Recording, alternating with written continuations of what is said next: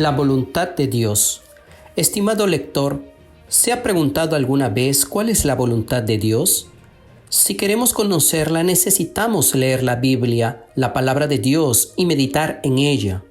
Por ejemplo, en el libro de Efesios, desde el capítulo 1, el apóstol Pablo trata sobre la economía de Dios, el plan, el propósito, la voluntad de Dios.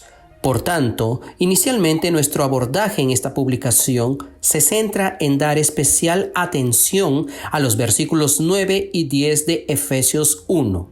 En este pasaje encontramos el corazón, la esencia de la voluntad de Dios, de su plan. Esto debe guiar nuestra vida y servicio a Dios. Si no estamos en consonancia con lo que está escrito en estos versículos, podemos hacer muchas cosas para Dios, pero estaremos sin su dirección. El texto bíblico dice, dándonos a conocer el misterio de su voluntad, según su beneplácito, el cual se había propuesto en sí mismo de reunir todas las cosas en Cristo, en la dispensación del cumplimiento de los tiempos, así las que están en los cielos como las que están en la tierra. Efesios capítulo 1, versículos 9 y 10. Este es el deseo central de Dios, reunir o encabezar en Cristo, en la dispensación del cumplimiento de los tiempos, todas las cosas, tanto las que están en los cielos como las que están en la tierra. De parte de Dios existe una gestión en el tiempo, una administración, una dispensación, una economía que se lleva a cabo a lo largo del tiempo para producir algo que es poner todas las cosas bajo el encabezamiento de Cristo. Para tener una visión más amplia de esta porción de la palabra, vale la pena citar una nota explicativa que se encuentra en la versión en portugués de la Biblia King James actualizada que nos dice: la expresión original griega, aquí traducido por converger, transmite la idea absoluta de liderazgo incuestionable. Entonces, por un lado, converger se refiere al liderazgo a la persona que lo asumirá y por otro lado, a la idea de suma, la totalización de los valores distribuidos en una columna de dígitos.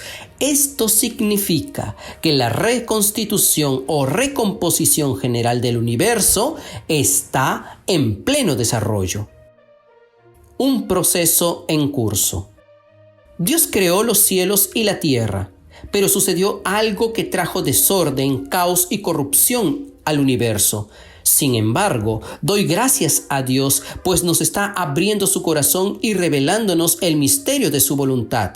Él nos está mostrando que existe un proceso en curso de reconstitución general del universo, el cual tiene a Cristo como cabeza, como líder de todas las cosas.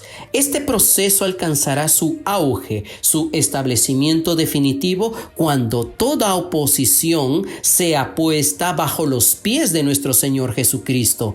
En la venida de Cristo, cuyo regreso es inminente, todos los enemigos serán puestos bajo sus pies. Con eso ya no habrá nada que no esté sujeto a los pies de Cristo, a la autoridad de Cristo. Este es el deseo de Dios. En 1 Corintios leemos: porque es necesario que Cristo reine hasta poner a todos sus enemigos debajo de sus pies. Este versículo nos muestra que Cristo necesita reinar y que para que Él reine, sus enemigos deben ser puestos por estrado de sus pies. En Lucas 19:12, Jesús nos dice que un hombre noble se fue a un país lejano para recibir un reino y volver. Ese hombre noble es Jesús.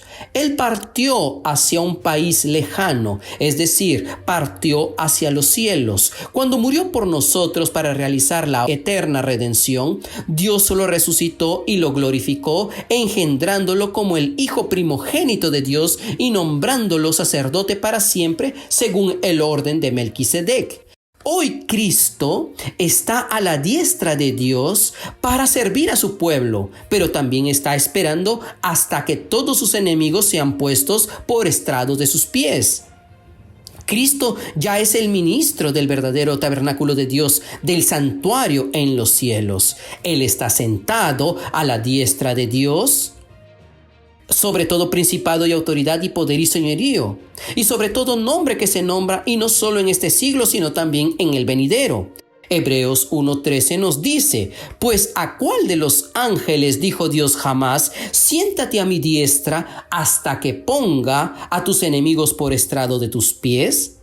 Cristo ya hizo su trabajo y está sentado a la diestra de Dios, quien colocará a los enemigos de Cristo como estrado de sus pies mediante la Iglesia, bajo la dirección del Espíritu. Esto nos muestra que Dios tiene una gran tarea por completar en todo el mundo, la cual será llevada a cabo por la Iglesia.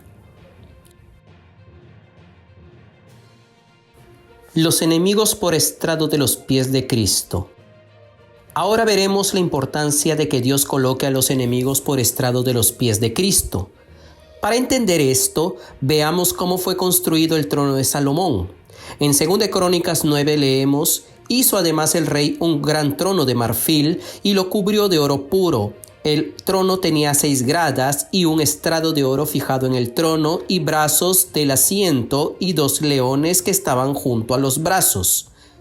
El rey siempre está en un lugar más alto que los demás. Por ello, el trono de Salomón tenía 6 escalones. Después del 6º escalón había un estrado que servía de descanso para los pies del rey. Algunos tronos de la antigüedad tenían imágenes de los enemigos en el estrado, lo que significa que el rey descansaba al ver a los enemigos bajo sus pies, completamente derrotados. En Primera de Reyes leemos un testimonio de Salomón acerca de David.